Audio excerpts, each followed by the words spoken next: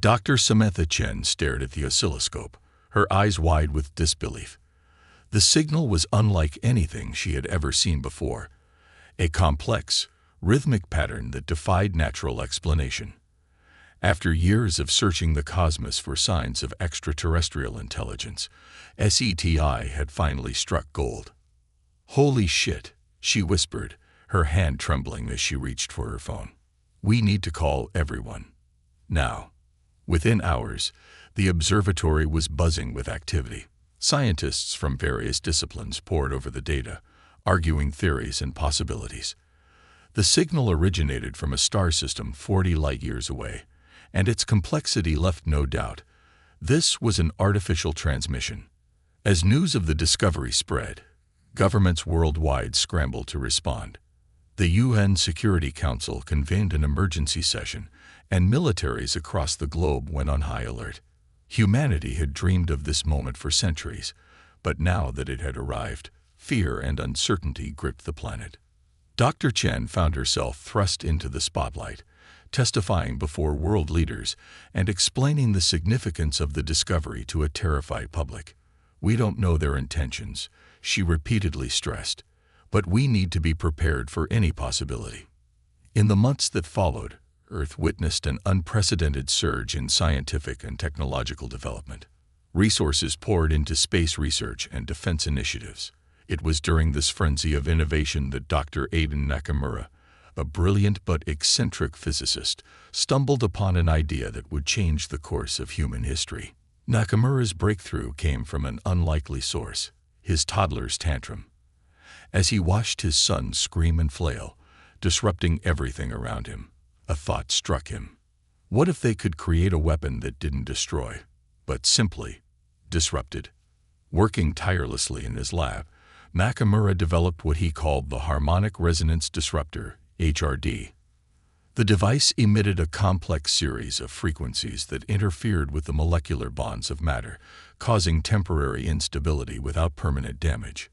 Initial tests were promising, but many dismissed it as impractical for large-scale defense. Dr. Chen, however, saw the potential.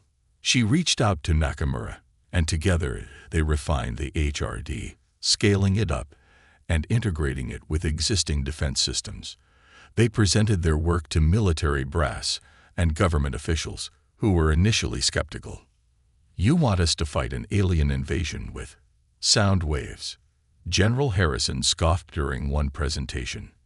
"Not just sound waves, General," Dr. Chen explained patiently. "The HRD creates a field of quantum instability. It can temporarily disable any technology, organic or inorganic, without causing permanent harm."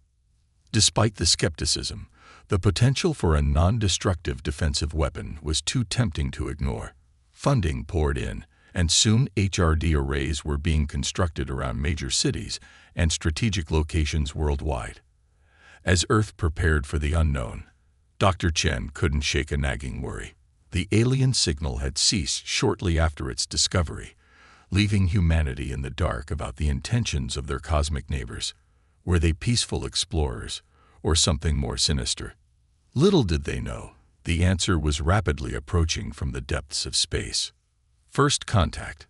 The early warning systems lit up like a Christmas tree.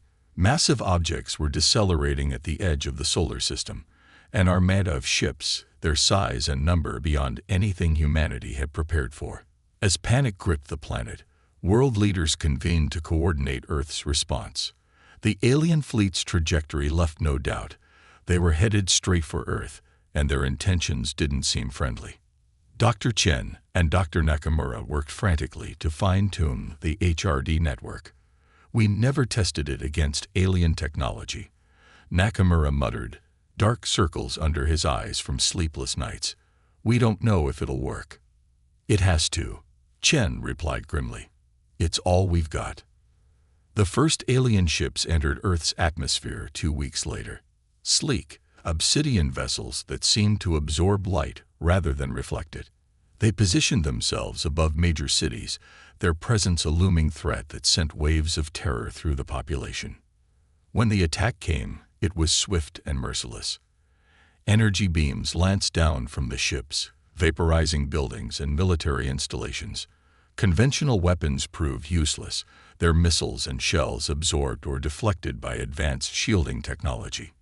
In New York, as alien dropships descended towards Manhattan, the order was given: activate the HRD. General Harrison barked into his comm unit. The air itself seemed to shudder as the harmonic resonance disruptors powered up. A wave of invisible energy rippled outward, enveloping the alien craft. For a moment, nothing seemed to happen. Then, chaos erupted. The alien ships began to vibrate, their sleek forms blurring as if viewed through water. Dropships tumbled from the sky, their anti-gravity systems failing. The energy beams flickered and died, and the massive capital ships drifted aimlessly, their control systems disrupted by the HRD field. Similar scenes played out across the globe. The alien attack faltered, their seemingly invincible technology rendered useless by what amounted to glorified sound waves. Human military forces, emboldened by the aliens' vulnerability, launched counterattacks, driving the invaders back. In the command center, Dr. Chen watched the feeds with a mixture of relief and disbelief. It worked, she breathed. It actually worked. But their victory was short-lived. As quickly as it had begun, the alien retreat sounded. The massive ships, their systems apparently restored, began to ascend, breaking atmosphere and vanishing into the depths of space. The aftermath was a mixture of celebration and grim determination. Humanity had repelled the initial attack, but at great cost. Cities lay in ruins, millions were dead or displaced, and the threat of the aliens' return loomed large. Dr. Nakamura, amid the chaos of debriefings and analysis, couldn't shake a feeling of unease. They retreated too quickly, he confided to Dr. Chen. A species capable of interstellar travel wouldn't give up after one setback.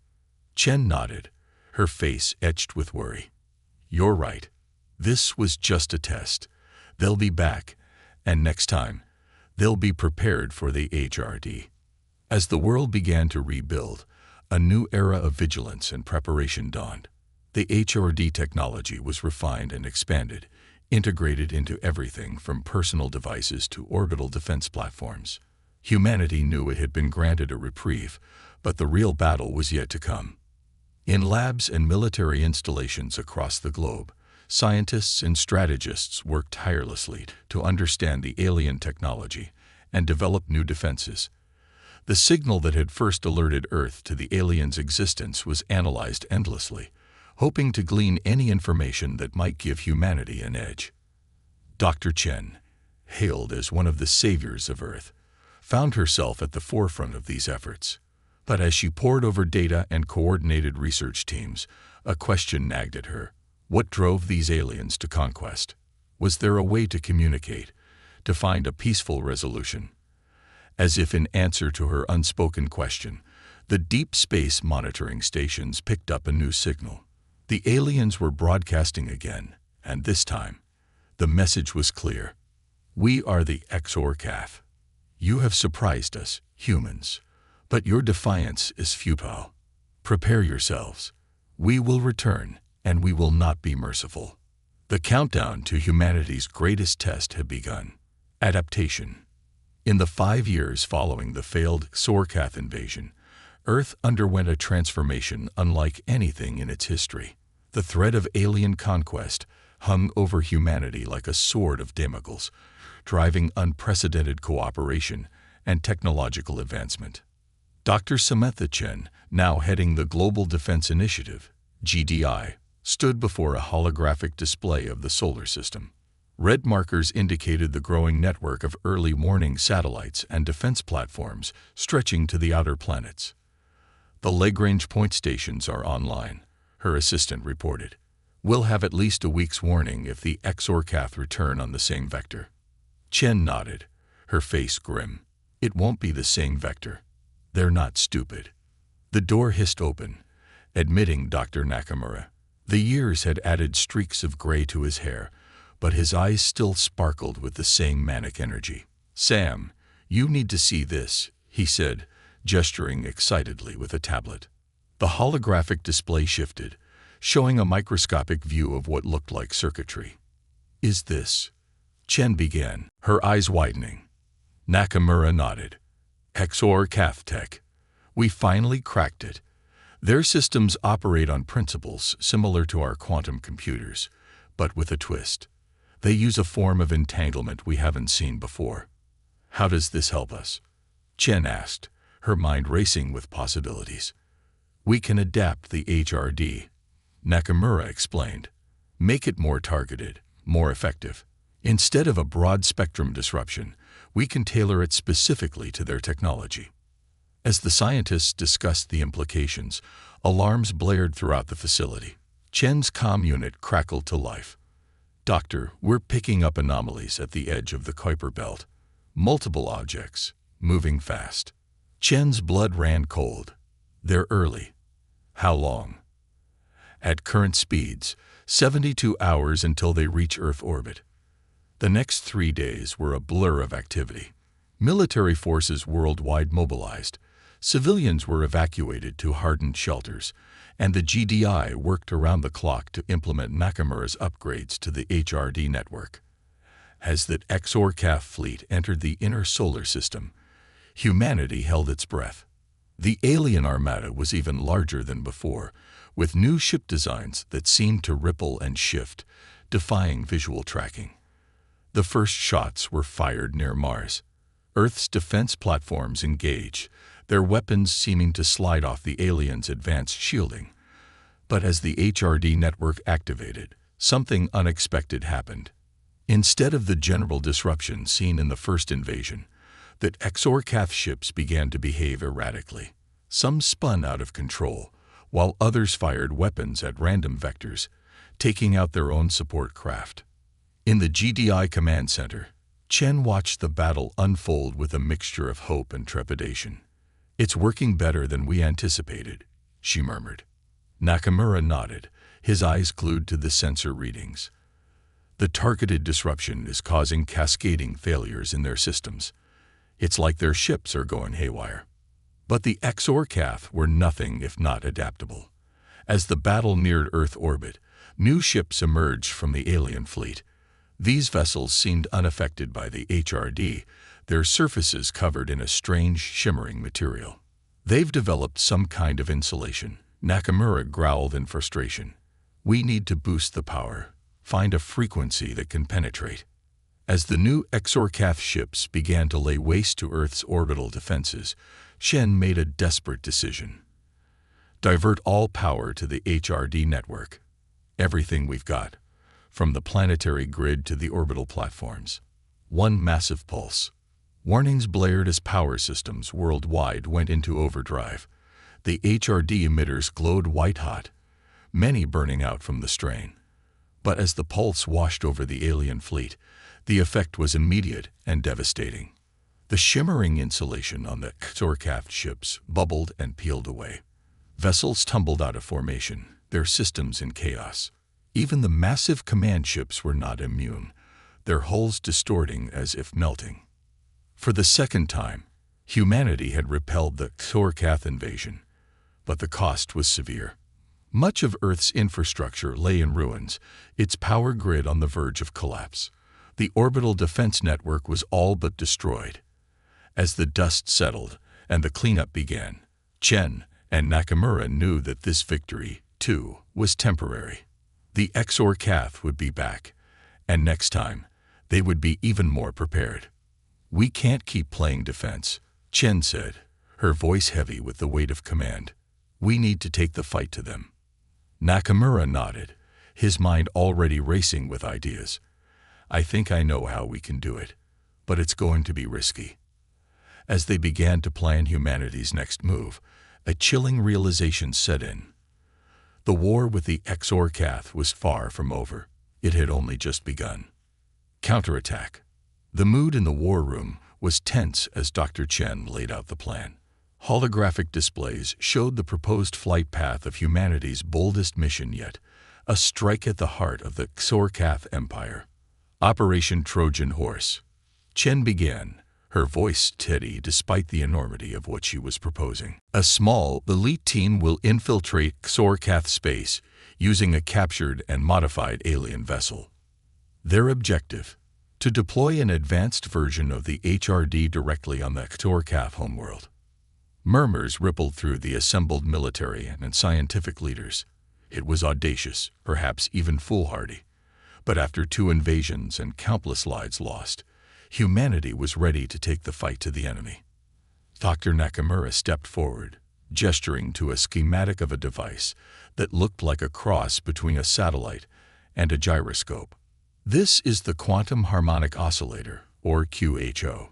It's an evolution of the HRD designed to create a persistent field of disruption over a massive area. Once activated on the Xorkath homeworld, it should render their technology inoperable for months, maybe years. The mission was greenlit, and preparation began immediately. A team of soldiers, scientists, and engineers was assembled, each chosen for their unique skills and unwavering courage. At their head was Major Zara Okoi, a decorated veteran of both Xorkath invasions. As the team trained, Dr. Chen and Dr. Nakamura worked tirelessly to refine the QHO. They knew they would only get one shot at this, and failure would likely mean the end of humanity. The day of launch arrived all too soon. The modified Xorkath ship, christened the Trojan Horse, stood ready on the launch pad. It was a patchwork of alien technology and human ingenuity, a fitting symbol for the desperation and determination of Earth's last stand. Major Okoi addressed her team one final time before boarding. "We carry with us the hopes of every man, woman, and child on Earth. Our mission is clear, our resolve unshakable. We will succeed, or we will die trying. For Earth." The launch was conducted in absolute secrecy, the Trojan Horse slipping away from Earth under the cover of a manufactured sensor glitch. For weeks, the ship traveled through the void, using captured Xorkath navigation data to plot a course to their homeworld. As they approached Xorkath space, tension aboard the ship reached a fever pitch. Would their disguise hold? Had they interpreted the alien tech correctly? A single mistake could doom not just the mission, but all of humanity. Their first test came at a Xorkath security checkpoint. Heart rates spiked as an alien patrol ship approached. But the Trojan Horse's transponder, painstakingly recreated from captured data, held up under scrutiny. They were waved through. Relief was short-lived, however. As they entered the Xorkath home system, they were confronted with a sight that chilled them to the bone. Hundreds, perhaps thousands of warships were assembled, clearly preparing for another assault on Earth. "My God," Major Okoi breathed. "We got here just in time." The Trojan Horse slipped past the massive fleet, its stolen identity codes holding firm. As they approached the Xorkath homeworld, a gleaming purple-hued planet wrapped in rings of orbital stations, the team's tension reached a breaking point. Dr. Elena Volkov, the mission's xenobiologist, studied the sensor readings with growing alarm. "The atmospheric composition is toxic to humans," she reported. "We'll need to deploy the QHO from orbit." This threw a wrench in their carefully laid plans. The QHO was designed to be planted on the surface for maximum effect. Major Okoi made a split-second decision. "We'll use the ship," she declared. "Rig the QHO to the Trojan Horse's power core. We'll activate it and crash the ship into the largest population center we can find." The team worked feverishly to integrate the QHO with the ship's systems as they entered low orbit. Alarms blared as their unusual trajectory drew attention from Xorkath traffic control. "We've been made," Lieutenant Kira Chen, their communications expert and no relation to Dr. Samantha Chen, announced grimly. "They're ordering us to alter course." Major Okoi's voice was steel. "Ignore them. All power to engines and shields. We're going in hot." The Trojan Horse plummeted through the Xorkath atmosphere, its hull glowing white-hot from the friction. Defense platforms opened fire, energy beams lancing past them as Surgeon Jackson, their pilot, executed evasive maneuvers that pushed the alien ship to its limits. QHO is armed and ready. Dr. Nakamura's protege, a young engineer named Hiroshi Tanaka, shouted over the din of klaxons and groaning metal. They were mere moments from impact when Major Okoi gave the order. Activate the QHO. All hands, brace for. The world went white. Back on Earth, Dr. Chen and Dr. Nakamura waited with bated breath. Days passed with no word from the Trojan Horse team. Had they succeeded, or had humanity's last, desperate gambit failed? Their answer came in the form of long-range sensor data. The XORCAF fleet, poised to launch its final assault on Earth, was in disarray. Ships drifted aimlessly, their power systems fluctuating wildly. The QHO had worked beyond their wildest expectations. But the victory was bittersweet. The Trojan Horse team had given their lives to save humanity. They were hailed as heroes, their names etched into monuments across the globe. As humanity began to rebuild once again, Dr. Chen couldn't shake a nagging feeling. The XORCAF threat was neutralized for now. But for how long? And what other dangers lurked in the vast, unknowable depths of space? With renewed purpose, she turned her attention to the stars. Humanity had survived its trial by fire. Now, it was time to take their place among the cosmos. Resolution. A decade had passed since Operation Trojan Horse. Earth had flourished in the absence of the XORCAF threat, rebuilding its cities and expanding its reach into the solar system. The sacrifice of Major Okoi and her team had bought humanity precious time. But Dr. Samantha Chen knew it wasn't a permanent solution. She stood in the newly constructed lunar observatory, gazing at the holographic display of the Milky Way. Red markers indicated known XORCAF worlds, now silent and presumed to be struggling under the effects of the quantum harmonic oscillator. Dr. Chen, a young assistant, called out, excitement evident in his voice. We're picking up a signal from the XORCAF homeworld. Chen's heart raced as she rushed to the communications array. After years of silence, the XORCAF were reaching out. But why? And with what intentions? The message, when decoded, was unexpected. People of Earth, we, the XORCAF, extend our deepest apologies for our past aggressions. Your harmonic weapon has taught us humility and the value of cooperation. We request a dialogue. Skepticism ran high among Earth's leaders. Was this a genuine offer of peace or a ploy to catch humanity off guard? After much debate, it was decided that a diplomatic mission would be sent to the XORCAF homeworld, heavily guarded and ready for any treachery. Dr. Chen insisted on leading the mission herself. I started this, she said firmly. I need to see it through. The journey to the XORCAF homeworld was tense, the human ships ready to activate their HRD defenses at a moment's notice. But as they entered orbit, they were met not with hostility, but with a welcoming party. The XORCAF, seen in person for the first time, were a surprise. Tall, elegantly proportioned beings with iridescent skin and large, expressive eyes. Their leader, Supreme Coordinator Val Shera, greeted the human delegation with what seemed to be genuine warmth. Dr. Chen, Val Shera said, her voice a melodious trill, your weapon has changed us profoundly. For centuries, we believed that technological superiority gave us the right to conquer. But your HRD showed us the folly of relying solely on technology. Over the next few days, the human delegation toured the XORCAF capital. The effects of the QHO were evident everywhere. Advanced technology lay dormant, and the XORCAF had been forced to adapt, developing new skills and rediscovering old ones. We had forgotten the joy of creating with our hands, Val Shera explained, showing them a bustling marketplace filled with handcrafted goods. Your weapon forced us to reconnect with our roots, to remember what it means to be truly alive. Dr. Chen was moved by the transformation she witnessed. The XORCAF, once bent on galactic domination, had found a new path. But she couldn't shake her wariness entirely. How can we trust that you won't revert to your old ways once the QHO's effects wear off? She asked Val Shera. The XORCAF leader's expression turned solemn. "We propose an exchange," she said. "We will share our knowledge of the cosmos, including the locations of other potentially hostile species. In return, we ask for your help in developing a balanced approach to technology, one that doesn't sacrifice our connection to life itself." The negotiations that followed were long and complex, but ultimately fruitful.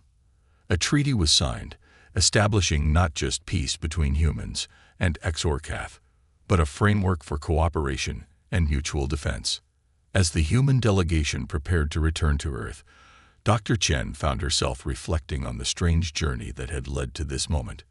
Humanity's stupidest weapon, a glorified noise machine, had not only saved Earth but had transformed an entire civilization and paved the way for a new era of interstellar cooperation. Perhaps, she mused, gazing out at the alien sunset, it wasn't so stupid after all. Back on Earth, as news of the successful negotiations spread, a palpable sense of hope filled the air. Humanity had faced extinction and emerged not just victorious, but wiser. The stars, once a source of terror, now beckoned with the promise of discovery and friendship.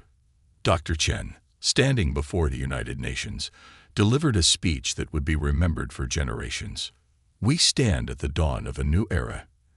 An era where the harmony of the cosmos is not disrupted by conquest, but enriched by cooperation. We have learned that our greatest weapon is not one of destruction, but of transformation. As we step out into the galaxy, let us carry with us the lessons of the past and the hope for the future. For in the vast symphony of the universe, every voice, every world has its part to play." As humanity looked to the stars with new eyes, the harmonic resonance disruptor stood as a symbol of their journey, a reminder that sometimes the most powerful changes come not from destruction, but from disruption, of assumptions, of patterns, of the very fabric of reality itself. The stupidest weapon had, in the end, proven to be the wisest of all.